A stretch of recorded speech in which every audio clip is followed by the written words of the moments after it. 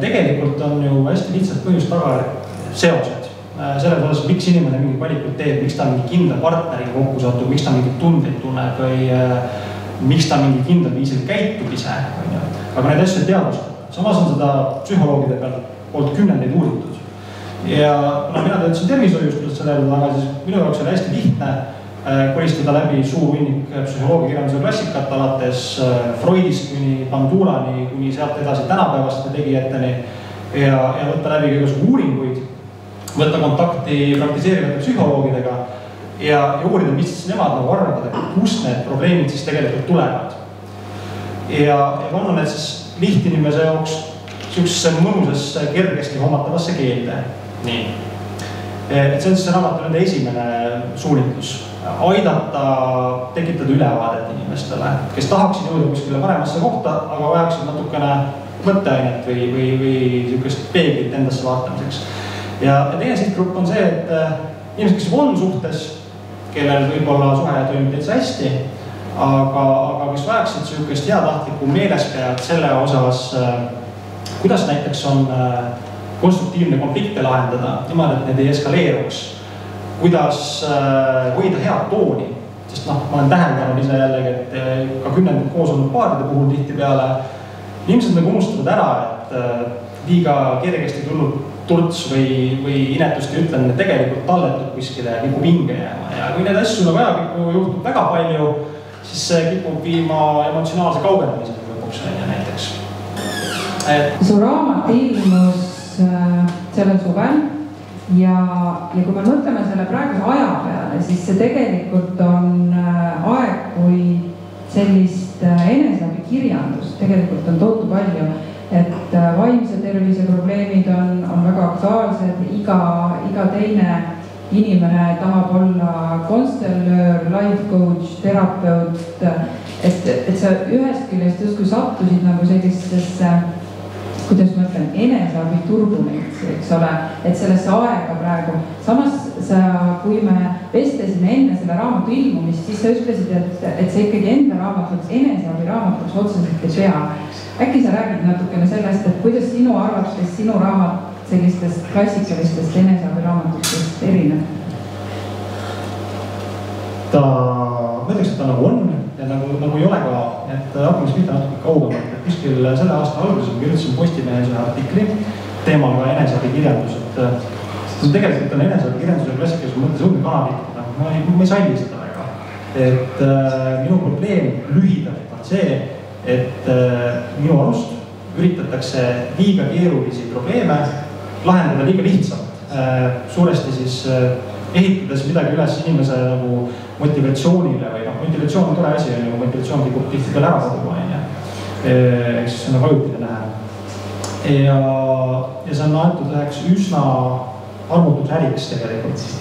Okei, on raamatuga raha teenida, miks ma ise üritan ka seda teha, aga sa pead pakkuma mingisugust selget väärtust inimesele, täpselt raamatust midagi saama, mis on enamat kui see, et sa tekitad tunded, aga ma nüüd hakkan ennast muutma ja just 6 aja pärast on ikka täpselt samamoodi. Et minu üks suur eesmärk oli see, et ma ei luba inimesele, ma ei heita õhulüssi, ma ei luba talle midagi utoopilist, ma ütlen kohe raamatu sissejuhatuses ära, et kui sa nüüd ootad siit sellist kerget motivatsioonisammakat lihtsalt või lihtsalt ilma töö vaevata punktist A punkti F jõudmist, siis see raamat ei ole sinule. Et mina hoopiski üritan inimesed nagu mõistma, et nii see on üks kasulik raamat, aga see on osa pikemast teekonnast. Sa pead ennast lisaks harima, sa pead vaeva nägema ise, et keegi ei tee seda tööd sinu eest ära. Ja enamus eneseabi segmenti kuuluvast kirjandusest ei ole kontrollitud kellegi poolt. Et see on üks põhjus, miks ma kaasasin 3 eriala spetsialisti, et minu ettevalmistus meditsiinis andis tegelikult suhteliselt hea baasi, nagu ma ütlesin, teaduskirjanduse lahkamiseks näiteks, aga eks ma vastusin enda erialast ikkagi 3 sammu väljapoole. Ja selleks, et veenduda, et ma millest näiteks valesti aru saanud ei ole, ma olen psühholoogid kaasasingi. Ehk siis esimene vastus on küsimusele on see, et ma üritasin asju teha selle koha pealt teistmoodi, et see oleks vastutustundlikult kirjutatud, et kui selle võtab lahkamisele keegi, mis iganes valdkonna tippspetsialist, psühholoogia valdkonna tippspetsialist, et selle ei saaks väga näpuga näidata, et midagi valesti oleks. et inimene, kes selle läbi loeks, et ta reaalselt saab siit mõtteainet, et ta reaalselt näeb, kust mingid mudelid tulevad, kust ta käitumised tulevad, et ta ette laotataks mingid need samad põhjus-tagajärg seosed. See suhete tunnete maailm on selline hoomamatu, üsna kontrollimatu, et kõik toimub läbi mingite energiate, mida me ei saa mõõta, on meesenergia, on naisenergia, eks ole, et see jumala eest ei kaldu nagu sellesse teise energiasse, et ma ei tea, mõni äärmuslik näide, et kui naisterahvas enda autot ise tangib, et siis ta on meesenergias ja tema mees ei taha temaga enam seksida näiteks. Aga sina nagu tõid seda suhtemaailma läbi teaduse, mis on huvitav, et kas see on päriselt niimoodi võimalik, et meie suhted kujunevadki kuidagi läbi geneetika, et me tegelikult sellisest kosmosest tulevatest määramatustest asjadest tegelikult ei peagi rääkima, et suhted ja tunded on teadusega selgitatavad. Väga intrigeeriv küsimus. Saaks üsna mitu mõttearendust teha. Ma vastan vähegi keerutades, et nii ja naa. Minu taust kindlasti kallutab mind maailma vaatlema tõenduspõhiselt. See tähendab, et päris ausalt öeldes, et ma ei oleks elus kogenud asju, mida ei saa ratsionaalselt seletada. Ma tegelikult olen. Ma arvan, et mõnigi inimene. Aga ma olen täheldanud seda, et päris tihti tahetakse, kas siis ühes teises mõttes esoteeriliselt näiteks asju seletada, siis kui inimeste teadmiste pagas kuskil lõpeb natuke liiga varakult näiteks. Et see on nagu lihtsam, vaata. Selle asemel, et sa loed paar tuhat lehekülge õpikuid või akadeemilist kirjandust läbi, et ma saan aru, kus see tuleb. Ma arvan, pigem jah, tahaksin seletada tõenduspõhiselt, aga ma jätaksin mingi protsendi lahtiseks selle koha, mida ma ei oska lõpuni seletada. Võime siin pärast kõik ise kiskis arutada klassikesega laua taga. Aga ma ütleks jah, et 99% on seletatav katsete ja topeltpimedate valimite ja muus sellises keeles. Et kui mingid põhitõed endale selgeks teha, siis inimese funktsioneerimine ka suhete mõttes ei ole tegelikult väga keeruline. Sinna juurde tuleb muidugi nüüd empiiriline elukogemus ka, mida ma üritasin ka siis nagu balansseerimiseks hästi palju nagu raamatus sisse panna. Mina oma tätisi 34 eluaastaga ei ole väga vana, et kindlasti need raamatud satuvad lugema inimesed, kes on siin 40 ja 45 ja 50 ja eks ma näen, kes ostavad ka veel vanemaid. Aga mul on olnud üsna nagu see kirju elukene ja lisaks mu tutvuse sõprusringkonnal hästi palju selliseid inimesi, kes on ka 50-60 siis, kelle suhted on kestnud 2, 30 või 40 aastat. Et sealt oli kindlasti hästi palju õppida ja kõrva taha panna ka, et kui keegi on olnud 40 aastat koos ja ta ütleb, et on väga õnnelikult koos, siis pagan sealt peab olema midagi õppida. Ehk siis ma võtaksin selle kokku niimoodi, et tõenduspõhisus pluss empiiriline komponent kaine mõistusega inimeste kontekstis, millegi pärast on nii, et need 2, 30 ja 40 aastat koos olnud inimesed väga ei seleta asju mees ja naise energiatega, vaid kuidagi muul moel. Nagu näiteks mõistlike suhtlustaktikate, läbimõeldud suhtlustaktikatega ja muude selliste asjadega. Aga võib-olla mingi väikse protsendi võime siin jätta sihukese määramatuse jaoks ka, aga hästi väikse. Milline on olnud see tagasiside nüüd, et su raamat on olnud mõned kuud poelettidel? Sa oled olnud nii-öelda avalikkuse ette kistud oma lugudega, et see on sul ikkagi üsna isiklik ja üsna paljastav seal kohati. Et millist tagasisidet sa oled saanud? Oled saanud vihaseid kõnesid ekspruutidelt? Kusjuures ei ole. Täna abikaasaga tegime nalja, et raudselt mõni istub siin täna ka ei näe. Õnneks või kahjuks, ma ei tea. Tagaside tegelikult on olnud enamusel positiivne. Ma ei ole olnud väga avalikkuse ette kistu klassikalises mõttes, et kuna ma ei ole tuttud inimeses meedia, mis ei huvitu, ma olen pigem nagu alternatiivsed kanaleid pidi niimoodi vaikselt surkinud ja tegutsenud, et hästi suur rõhk on digiturundusel praegu. Ja sealt tuleb selliseid sotsiaalmeedia kommentaare ja kirjakesi ja need on nagu positiivsed olnud. Seda raamatut lugedes ma ka nagu kohati mõtlesin, et huvitav küll, et kui ma nüüd oleksin praegu näiteks 22 ja võtan selle raamatu ette ja hakkangi tegema kõike selle järgi, püüan teha kohutavalt nagu täpselt kõike hästi õigesti, et kas selline, kas lõpuks, kas see on võimalik, et kas tegelikult pole ikkagi niimoodi, et kõik need murtud südamed ja kõik need nõmedad suhted ja kõik need, millele võib-olla tagantjärgi mõtleks, et issand, mis mul viga oli. Et kõik see on nagu kuidagi tegelikult paratamatus, et inimene kasvabki suureks läbi kõikide nende suhete, mida võib-olla kunagi tahaks unustada, aga samas need on ka toredad lood, mida meenutada, et kas tegelikult üldse maksab vältida neid nõmedaid suhteid lõpuni või et kas need annavad inimesele ikkagi midagi ka juurde, et sina oleksid tõenäoliselt praegu võib-olla teistsugune inimene, kui sul oleks ka kõik väga ideaalselt alati läinud. Ma pean nende nimiga keerutades vastama natukene siin. Selles mõttes, et nagu ma ka raamatus kirjutan ühes kohas, siis igasugustel äpardustel kindlasti on inimeseks kasvamise või arenemise loos oma osa. Aga minu elukogemus ütleb see, et kõik need ämbrid ei pea ikkagi läbi käima päris ise. Ja tõenäoliselt mina seda raamatut silmas pidades seda raamatut kirjutades pidasin silmas nagu selliseid natukene radikaalsemaid juhtumeid, mida peaks vältima. Ehk siis, kui me räägime statistikast, et lähisuhte vägivald on viimase 10 aasta jooksul, kui me kõveralt vaataksime, on järjest nagu ülespoole liikunud. Ma ei tea, kas on sellest probleemist räägitakse rohkem ja need asjad jõuavad rohkem nagu õigussüsteemi vaate välja või on asjad halvemaks näinud nagu päriselt, seda ma ei oska öelda. Aga abielulahutusi on kole palju, circa 50% esmaabieludest lahutatakse ja kui me räägime lihtsalt lahkuminekutest, siis keegi peab statistikat nendele. Ehk siis nagu probleeme on palju, aga ma mõtlen nagu seda, et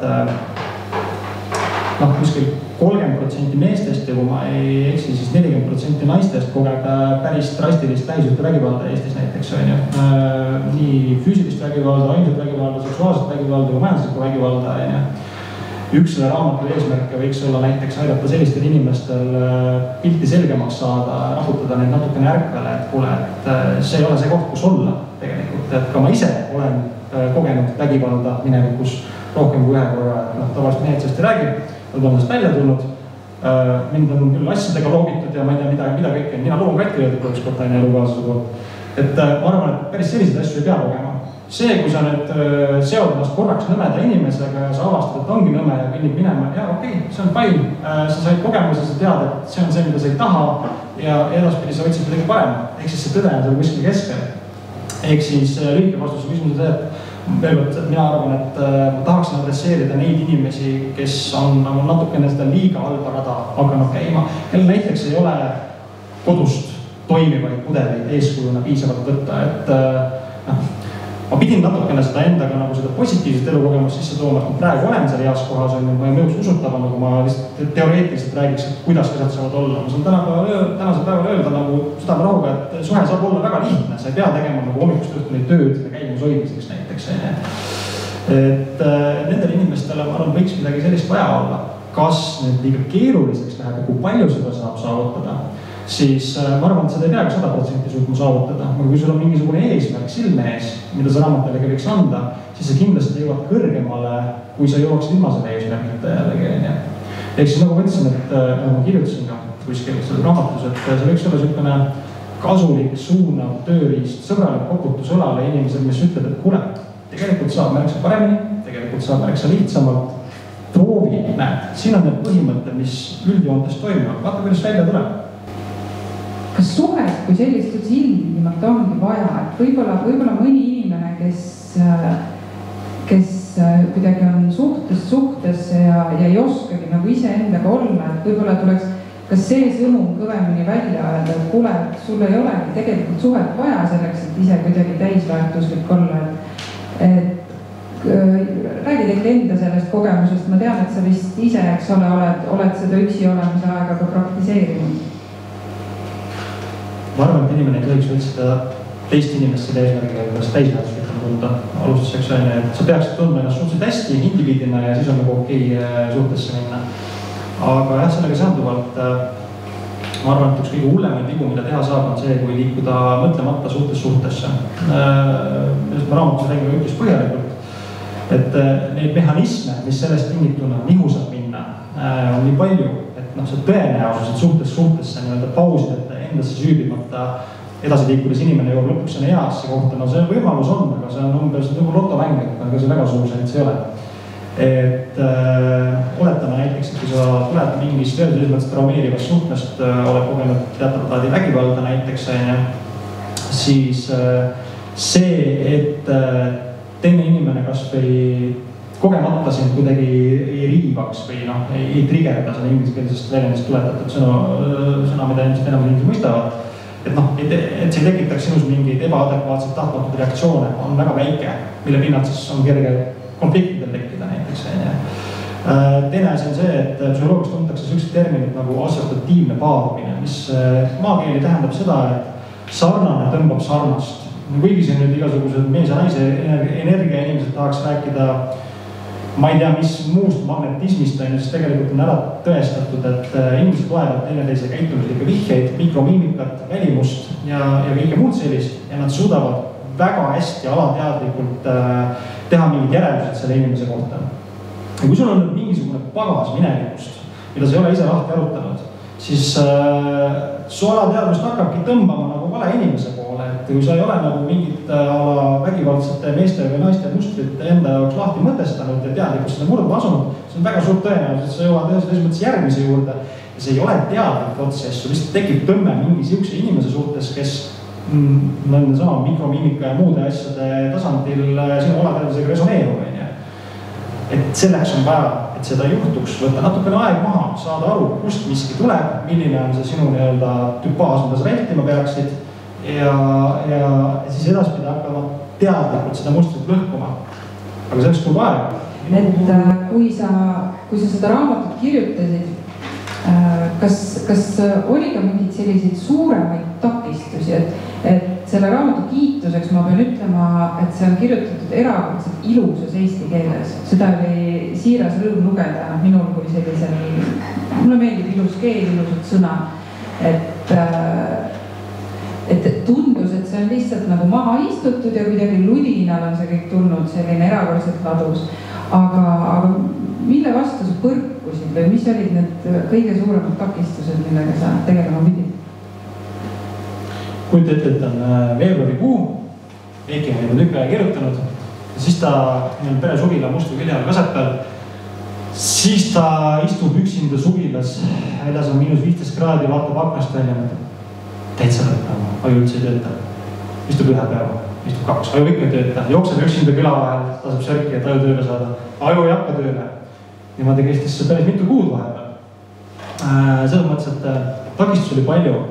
Üks takistus oli minu enda mööda raske, selles mõttes, et mina arvasin, et raamatut on võimalik kirjutada, tulge sisse inimesed, tulge sisse pole. Tere! Meil siin käib väike raamatu eestus, aga ärge laske ennast sellest takistada. Tere!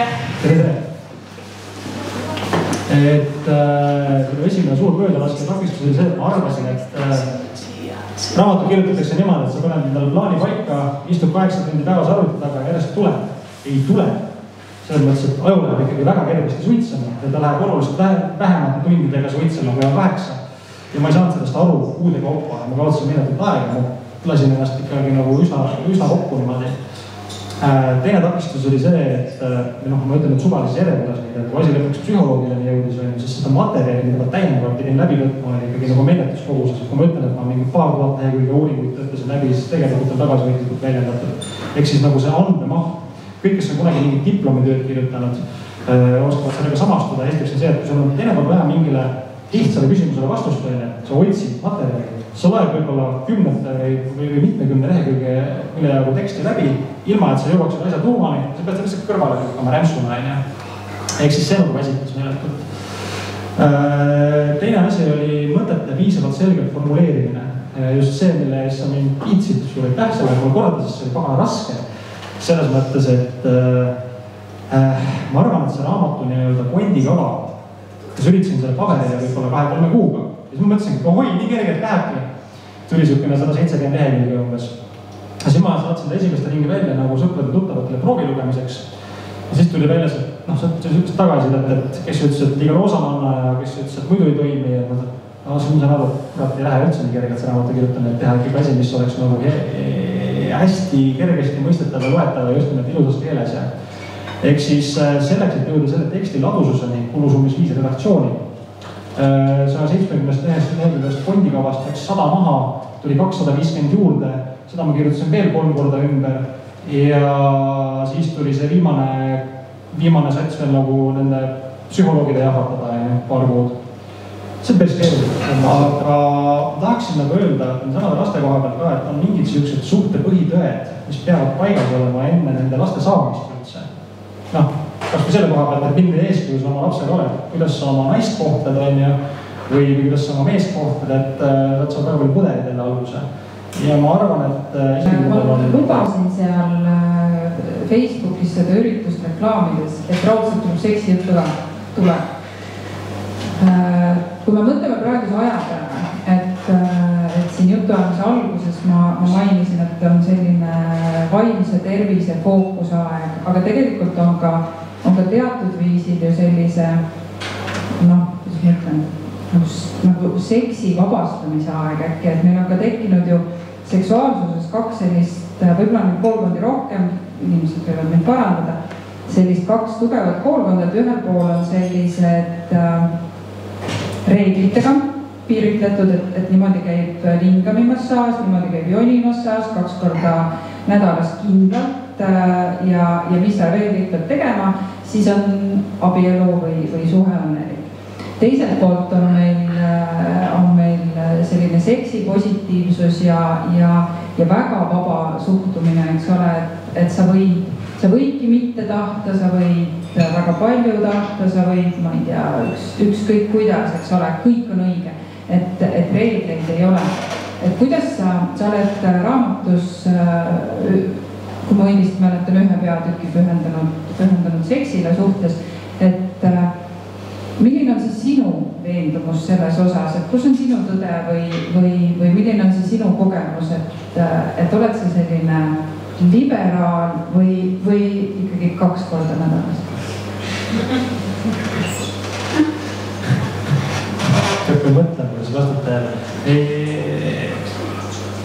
Ma raamatus keskendusin seksuses ainult sellele, mille osas ma arvasin omakorda. Ma arvasin sellepärast, et nii palju kui ma olin talletanud ja kuulnud, millega inimestega ei rohkem võiks probleeme olla.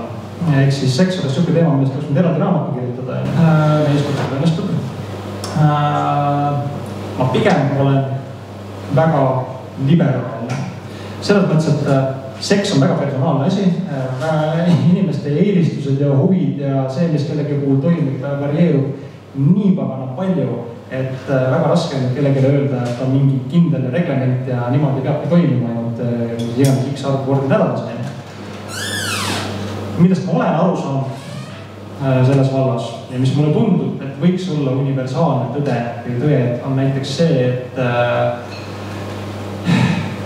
hea seksi alused, mis tuleb hea seks. Ma arvan, et üks oluline punkt on see, et inimene peab olema piisavalt endaga rahul ja piisavalt enesekindel, et julgeda ennast nautida, nii nagu tahab parajasti nautida, respekteerima oma partnerit piisavalt, et tema soove austada.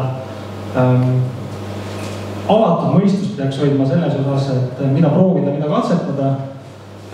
Kõik on okei, mis mõlemale sobib selles mõttes, jõuame selle liberaalsuseni, et minu piirid selles vallas on kaugemad kui keskmise inimese piirid kõvasti. Aga jällegi, et mida täpsemalt teha oma partneriga, siis see on see konsensuse leidmise koht. Aga hea seks tuleb jah, nagu kompleksi vabast avatud lähenemisest. Ja ma arvan, et see võiks olla üks universaalne tõde, et kui inimesel on mingisugune mure oma kehaga seoses või mingisugune vale häbi või mingisugune hingehaar näiteks, mis teda takistab ennast vabaks laskmast või need küsimused, millega peaks tegelema. Neid asju seljatades on praktiliselt igal inimesel võimalik jõuda väga hea seksini. Aga on mu arvamus või eeldus õige, et ega me Eesti inimesed või võib-olla ka mujal maailmas, ega ju väga seksist ei räägita suhetes endiselt, et kuigi Instagramis räägitakse ja kuskil telekas võib-olla räägitakse, siis pannakse telekas kinni ja omavahel tegelikult võib-olla väga ei räägita ja sealt ka paljud probleemid tulevad. Võib-olla ma eksin, aga vastab see tõele? Ma ei saa täie üldsuse eest nüüd räägida, selles mõttes, aga mulle tundub, et minu tutvusringkonnas räägitakse seksist päris palju. Ma ei tea, kas ma olen ümbritsetud pervertidest või milles see asi on, aga see kõlab nimelikult võib-olla, ma tahaks julgen öelda, et enamus mu sõpru on suure seksuaalsusega inimesed, nii mehed kui naised ja nad räägivadki palju seksist ja ausalt ja avameelselt, nii heast kui halvast. Ma ise räägin suhteliselt palju seksist oma abielus. Mulle on seks oluline, nagu väga oluline, aga mitte võib-olla ainult selles mõttes, nagu mehi tavaliselt arvatakse, et miks tavaliselt meestel seks oluline. Minu jaoks on seks, millest ma raamatus kirjutasin, üks väga suur vaimse läheduse tekitamise tööviis. Et kui ma näiteks olen nii väsinud, et ma ei suuda arendada sisukat või romantilist ja mis iganes suust hingeni sügavale jõudvat dialoogi, siis ma suudan olla, ma ei mõtlen, et nagu raiumise mõttes lihtsalt on ju, aga nagu suudan olla füüsiliselt lähedane, oma seda head tahet ja kiindumust ja õrnust kuidagi teistmoodi väljendada, et kui ma nagu verbaalselt parajasti tule, siis ma niimoodi näiteks suudan. Ja ma arvan, et see probleem, nii palju kui ma olen kuulnud, on küll laialt levinud, et inimesed ei kasuta seda tööriista piisavalt. Raamatus ma kirjutasin selle kohta umbes niimoodi, et sellest hetkest, kui inimesed hakkavad seksimast, kui me räägime pikaaegsest kooselust, siis neist mingis mõttes saavad nagu majakaaslased või korterikaaslased, kes elavad koos tihtipeale, kes pragmaatilistel kaalutlustel või kuidagi harjumusest või midagi kaob sellega ära. Midagi, mis võimaldab minu täieliku läheduseni jõuda. Ma ei mõtle siin nüüd täieliku läheduseni füüsilises mõttes, ma mõtlen just see viimane nõks, seda vaimset seotust. Teadus seletab seda jällegi teatava hormoonide kaskaadiga, mis vallandub selle. Aga seda võib-olla midagi veel, mida ma päris hästi seletada ei oska. Igal juhul mina ei tunne, et ma oleks oma abikaasaga lõpuni lähedane, kui ma ei ole nagu füüsiliselt teineteisele andunud piisavalt sagedasti. Ja selles mõttes on seks nagu hästi oluline, aga mitte ainult füüsilise naudingu mõttes, vaid just vaimses mõttes. Ma igaks juhuks ütlen ette, et kui meil siin ka see ametlik vestlusosa läbi saab, siis mina vahetan põlle ära, lähen siia puldi taha, aga Heiki ei lähe kuhugi, Heiki on kohal. Ja Heikiga saab rääkida edasi, et selles mõttes keegi siit koju ei pea minema, kui meil ka vestlus läbi saab. Vaikselt tegelikult aeg hakkabki läbi saama ja kui ma seda raamatut suvel lugesin, puhkuse ajal ma lugesin Heikile, mul on raamat puhkuse ajal läbi, siis tekkis mul lõpuks 2 sellist küsimust, hästi lihtsad ja pragmaatilised küsimused. Esimene tekkis sellest, et kui ma suvepungi läksin, siis raamat oli mul kotis. Ma käisin hip-hop festivalil, mul oli Aitat Raamast kotis suur raamat. Ehk et esimene küsimus on, millal tuleb e-raamat? Tuleb, aga meil on ajakava paika pannud. On üks hästi suur projekt, mis ma tegema pean seda raamatu inglise keelde tõlkimine ja Amazoni üles panemine. See on väga mitme kuu projekt. E-raamatuga on lihtsam, see on lihtsalt, kuna ma leidsin sealt veel vigu, keelelisi ja muid sellised, ja pean endale üle käima korra. Ma arvan, et ma jõuan lähikuudel selleni. On lühikene vastus. No siis vaatame Elisa raamatud ja kõik muud siuksed kohad üle ja ka suuremad raamatukoed pakuvad tänapäeval e-raamatuid juba. Kui ma ei jõua selle aasta sees, siis järgmise aasta alguses umbes täpselt samal ajal pean hakkama ingliskeelse versiooniga tegelema. Väga hea, et e-luger on imeline leiutis ja kindlasti oleks seda just mõnus niimoodi kuskil rannas sirvida, eks ole, aga siis näpuga sirvida sealt lugerist. Ja teine täiesti loogiline küsimus, et raamat sai läbi, millal tuleb teine osa, sest valdkond on ju ometigi selline, et see ei saa kunagi otsa, et me ei saa öelda, et nii, nüüd on kõik punkt, nüüd on kõik teada. Seda natuke tunnetama, selle teise osaga on nagu päris mitu võimalikud stsenaariumi. Esiteks on see, mida ma mainisin, et kui ma oleks kõik seda materjali sisse pannud, mida psühholoogid mul palusid sinna sisse pannud, siis oleks see kogu maht on kuskil 600 lehekülge. Ehk siis lahata süvitsi neid mehhanisme stiilis kiindumussuhte kujunemine ja inimese kiindumusstiilid on ju, mida ma seal sain puudutada nii-öelda pinnapealsemalt praegu. Teine asi on see, et oodata veel kauem, oodata kuskil kas 5 või rohkem aastaid on ju, kuni on lapsed majas, et ma saaksin siis panna suu kinni nendel inimestel, kes tahavad mulle öelda, mida sina heas suhtes tead, sa pole ühtegi last veel kasvatanud hea suhte kõrvalt on ju. Et 2 varianti, kumb neist nüüd esimesena töösse läheb, see selgub kuidagi orgaaniliselt, ma arvan, lähima aasta-2 jooksul. Aga noh, arvestades seda, et see projekt ise, see kirjutamisprojekt oleks jälle sükene, ma ütleks täna nagu natuke kogenumana minimaalselt aasta, siis natuke tahaks aega sellega. Selge. Kas on veel vahepeal tekkinud kellelgi küsimus? Jaa, mõlemad raadiuks oli päris palju. Selles mõttes, et hirmutav või võib-olla komplitseeritud oli see, et mingis mõttes selle raamatu kirjutamisel, kui ma käisin enda mineviku üksikuigi läbi, ma tegelikult ei pannud sinna raamatusse kirja kõike teadlikult, sest ma arvan, et päris oma kogu musta pesu ei pea avalikult pesema lihtsalt. See ei ole nagu hea maitse piirides, et ma kirjutasin elulisi näiteid sinna nii palju, ma pidasin vajalikuks, et mingid olulised tõed nagu saaks illustreeritud, aga samas kõik ei päris ei ole vaja kõike teada. Ja mingite asjade meenutamine võib-olla ei tekitanud kõige paremat tunnet, isegi tänapäeval nagu heas kohas olles. Teine koht tegelikult uksed, mida oleks võinud avada, teemasid on nagu väga palju põnevad veel, ütleme, et kui me näiteks räägime, toome jälle vabad suhted näiteks, see on kõige lihtsam, et miks inimene kordab sama mustreid. Freud ütles, et eksisteerib selline asi nagu kordamissundus või kordamistung, mis laias laastus lahti seletatuna tähendab seda, et kui sa midagi halba koged näiteks lapsepõlves, siis sa edaspidi üritad seda alateadlikult üle kirjutada. Ja siis see tõmbab nende inimeste poole, kellega su alateadvus nagu arvaks, et sa võiksid saada seda üle kirjutada. Õnnetul kombel muidugi, kui sa oled kodus näinud vägivalda ja sind hakkab tõmbama vägivaldse inimese poole ja sa loodad, et läheb paremini, siis tegelikult läheb paremini. See on see error tuleb nagu sisse. Aga neid erinevaid teooriaid ja psühholoogia koolkondi oleks võinud kümnete kaupa kaasata sinna. See, miks mina rääkisin Freudist näiteks kordamissundusega kontekstis või miks ma räägin Albert Bandurast selles kontekstis, et kui altid me oleme oma vanemaid imiteerima, isegi kui me lubame endale, et kui mina sureks saan, siis mina nii ei tee, tegelikult teeme ikkagi alateadlikult. Või siis, kui me ei käi päris sama radapidi, siis me käime üsna paralleelselt radapidi ilma, et me ise isegi märkaksime. Neid asju näidetena oleks tahtnud veel ja veel tuua, sest seda on väga põhjalikult uuritud. Et neid uksi oleks tahtnud õudselt palju veel kolistada ja kui peaks nagu selle teemal uus raamat tulema, siis võib-olla mõned uksed saavad nagu seal lahti tehtud. Aitäh, see loodetavasti oli ammendav vastus. Aga meil on ka aeg otsa saanud. Ma usun, et kõik põhiasjad on üle käidud ja täpselt see, mis ma enne ütlesin, et ära ei pea minema ja vabas vormis saab vestlus siin jätkuda täna veel edasi.